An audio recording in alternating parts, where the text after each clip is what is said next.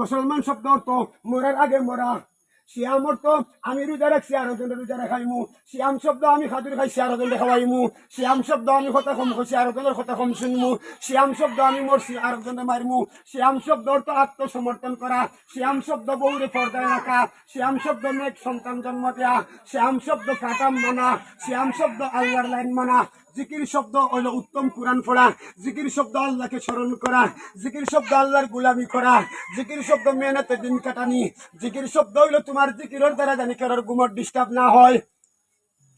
জিকিরের দ্বারা কারোর জানি ডিস্টার্ব না হয়। এই যে জিকির করে